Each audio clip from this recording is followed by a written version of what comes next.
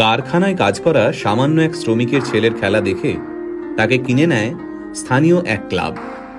বাচ্চা ছেলেটির বয়স তখন মাত্র 5। কিন্তু ভাগ্যের কি পরিহাস, মাত্র 11 বছর বয়সে এক বিরল রোগ ধরা পড়ল এই বিস্ময় বালকের। পরিস্থিতি এমন হলো যে চিকিৎসা শুরু না হলে বাচ্চাটির প্রাণ সংশয় হতে পারে। সেই চিকিৎসার জন্য মাসে 75,000 টাকা প্রয়োজন। কিন্তু সামান্য এক শ্রমিক বাবা কিভাবে জোগাড় করবেন এই টাকা? স্থানীয় যে ক্লাবে ছেলেটি খেলতো তারাও এই বিপুল পরিমাণ টাকা দিতে অস্বীকার করল। খেলা তো দূর, একটা সময় যার বেঁচে থাকা নিয়ে সংশয় দেখা গিয়েছিল, আজ সেই ছেলেটাই এই পৃথিবীর সর্বকালের সেরা একজন ফুটবলার। হ্যাঁ, ঠিকই ধরেছেন। আজকের ভিডিওতে আমরা কথা বলবো লিওনেল মেসিকে নিয়ে। 1987 সালে আর্জেন্টিনার রোজারিওতে জন্ম হয় মেসির। বাবা কাজ করতেন স্টিল ফ্যাক্টরিতে, মা ছিলেন সাফাই কর্মী। হাঁটতে শেখার আগেই ফুটবল নিয়ে কসরত করা শিখে যায় ছোট্ট মেসি। পায়ে বল নিয়ে যেন জাদু দেখাতে পারত ছোট্ট ছেলেটা। তার খেলা দেখে মাত্র 5 বছর বয়সে তাকে কিনে নেয় স্থানীয় এক ক্লাব। ছোট্ট মেসির খেলা দেখতে দূর দূরান্ত থেকে মাঠে ভিড় জমাতো দর্শকরা।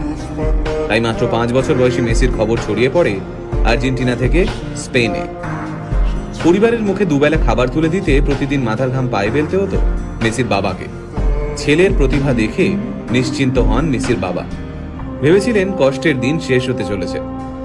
সবকিছুই ঠিকঠাক চলছিল। সবাই জানতো মেসি ইউরোপের বড় কোনো ক্লাবে খেলবেই। তারপর মেসির যখন বয়স মাত্র 11, তখন ধরা পড়ল এক বিরল রোগ, গ্রোথ হরমোন ডেফিসিয়েন্সি। এই রোগের কারণে বাচ্চার বৃদ্ধি কমে যায়, সাথে বেড়ে যায় ওজন। এই রোগের চিকিৎসা করাতে প্রতিদিন মেসির পায়ে 2টো ইঞ্জেকশন দেওয়া হতো। এই চিকিৎসা করতে মাসে খরচ হতো প্রায় 75,000 টাকা। মেসির পরিবারের পক্ষে এই বিপুল পরিমাণ টাকা দেওয়া অসম্ভব হয়ে দাঁড়ায়। আর ওই সময় মেসির ক্লাব এই বিপুল টাকা দিতে অস্বীকার করে। চিকিৎসার খরচ জোগাতে বিভিন্ন ক্লাবের দরজায় দরজায় ঘুরতে থাকেন মেসির বাবা। কিন্তু মাত্র 11 বছরের একটা বাচ্চার জন্য প্রত্যেকটা ক্লাব এই বিপুল পরিমাণ টাকা দিতে অস্বীকার করে। তবে চিকিৎসা চলাকালীন মেসিকে মাঠ থেকে এক মুহূর্তের জন্যও দূরে সরিয়ে রাখা যায়নি। সেই সময় ওই মাঠে উপস্থিত ছিলেন ফুটবল ক্লাব বার্সেলোনার এক প্রতিনিধি। মেসির পায়ের জাদু দেখে মেসিকে স্পেনের বার্সেলোনায় নিয়ে যেতে চান সেই প্রতিনিধি। হাতের কাছে কোনো কাগজ না থাকার কারণে একটা ন্যাপকিনেই কন্ট্রাক্ট লেখা হয়। তাতে সই করেন মেসির বাবা। সেই বহুমূল্য ন্যাপকিন এখনো মেসির কাছে রয়েছে। তারপরের ইতিহাস আমরা সবাই জানি। বার্সেলোনায় ইতিহাস তৈরি করেন তিনি।